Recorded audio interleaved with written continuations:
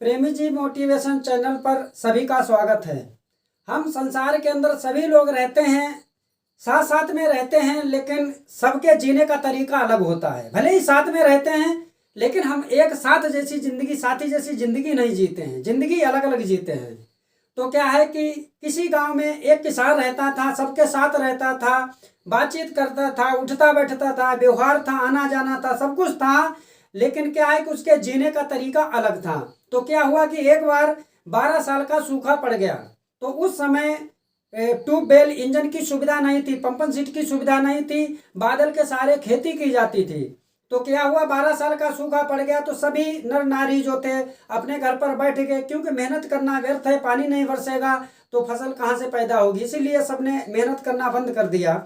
लेकिन एक किसान जो था वो अलग टाइप की जिंदगी जीता था। तो उसका काम वही उसी तरीके से चलता था, जैसे बारिश होती है उसकी मेहनत चलती है, उसी तरीके से सूखा 12 साल का है फिर भी वो उसी तरीके से मेहनत करता है। एक किसान है, अपना मेहनत कर रहा है, उसी तरीके से मेहनत करता है जैसे बारिश में की जाती है। तो क्या होता है कि एक बार क्या हुआ कि कुछ समय के बाद में देवता लोग ऊपर से निकले। तो देवताओं ने देखा कि एक किसान अब अपनी पूरी मेहनत से डटा हुआ है, अपने जुताई करता है, खुदाई करता है, सब कुछ मेहनत करता है। तो देवताओं ने सोचा ये बेचारा मूर्ख किसान लगा हुआ है, हो सकता है इसको ना पता हो कि 12 साल का सूखा पड़ गया। इसलिए देवताओं ने भेष बदल कर एक किसान के पास आए और कहा कि भाई किसान भाई, क्या आपको ये नहीं पता है कि 12 साल का सूखा पड़ गया है? तो किसान ने कहा कि भाई हमको मालूम है 12 साल का सूखा पड़ गया है, लेकिन देवताओं ने पूछा फिर आप मेहनत क्यों करते हैं? तो किसान ने बताया कि मेहनत इसलिए करते हैं, अपना दिनचर्या ठीक रखने के लिए हम मेहनत करते हैं।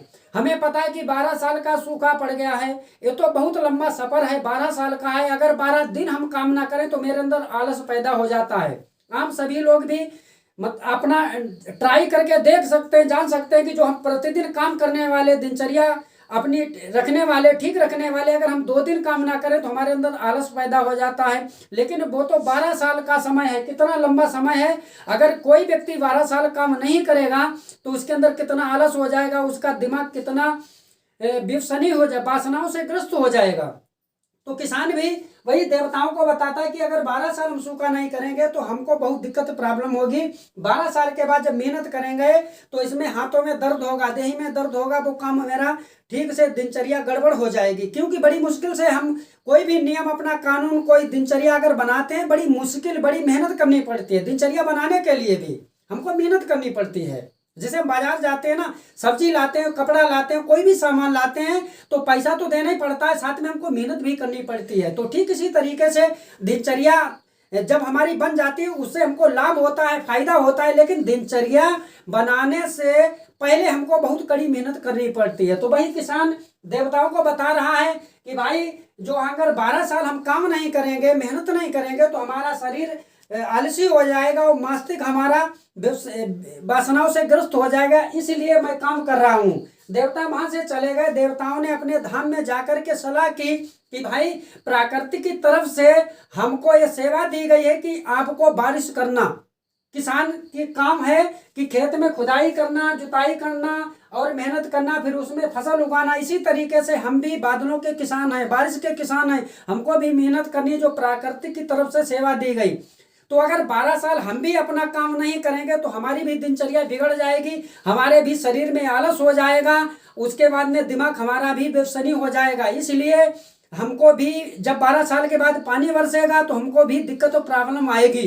तो देवताओं ने कहा कि ठीक है, चलो भाई हम भी बरसते हैं। तो क्या हुआ कि जो 12 साल का सूखा था, जो बारिश चली गई थी 12 साल के लिए, एक किसान की उम्मीद से, एक जिंदगी अलग जीने के तरीके से, अपना अलग सोचने से, सब कुछ एक किसान अलग करता था। उसकी अलग एक जीवन की जो दिनचर्या थी तो इतनी अच्छी, आप कुछ भी बोल सकते हैं, अच्छी बोल सकते हैं, डेवलप बोल सकते हैं, कुछ भी बोल सकते हैं। तो उसकी दिनचर्या से जो हमारी बारिश चली गई थी 12 वर्षों के लिए, वो बारिश हमारी वापस आ गई, बारिश होने लगी, झमाझम बारिश होने लगी।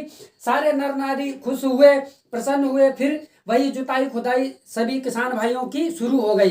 तो कभी कभी ऐसा समाज के अंदर देखते हैं कि इंसान जब अकेला होता है तो वो भयभीत हो जाता है, डर जाता है कि हमारे साथ समाज नहीं खड़ी है, हमारे साथ रिश्तेदार नहीं खड़े, हमारे साथ घर हुआ परिवार के लोग नहीं खड़े हैं, हमारी जो लंबाई कम है, हमारी मोटाई कम है, हमारे पास पैसा नहीं, हमारे पास सुविधाएं नहीं, हमारे पास दिमाग नहीं है। तो वो क्या होता, भयभीत हो जाता, डर जाता, जो काम करना चाहता उसको नहीं करता है। तो क्या है कि इसी किसान से हमको शिक्षा लेनी चाहिए कि हमको डरना नहीं चाहिए, हमको अपनी दिनचर्या बनाना चाहिए। भले ही हम साथ में सबके जिए, व्यवहार बना करके जिए, देश के साथ जिए, देश के साथ रहें, सब कुछ करें, लेकिन हमारे जीने का तरीका अलग होना चाहिए, सोचने का तरीका अलग होना चाहिए, बोलने का तरीका अलग होना चाहिए, उठने का तरीका अलग होना चाहिए, बैठने का तरीका अलग होना चाहिए, खाना खाने का तरीका अलग होना चाहिए, अपने भविष्य के बारे में सोचने का तरीका अलग होना चाहिए, अपने बच्चों के भविष्य के बारे में सोचने का तरीका अलग होना चाहिए। हर कुछ तरीका अलग होना चाहिए। हमारा देश कैसे तरक्की करेगा उसको भी हमको तरीका हमको ही सोचना है ना। क्यों भाई, जब हम देश से लेते हैं तो देश को हमको देना भी है। तो इसलिए हमारा क्या है कि हमको खुद ही अपना सब कुछ सोचना है और बनाना है। और हमारे किसान भाई जो हैं इनको हमारी तरफ से नमस्कार है, जो अकेले ही इन्होंने अपनी हिम्मत और बल के सहारे से जो हमारा 12 साल का सूखा था उसको, बारिश जो चली गई थी उसको वापस लाए हैं। तो आज का वीडियो मैं यही समाप्त करता हूँ। जय हिंद, जय भारत।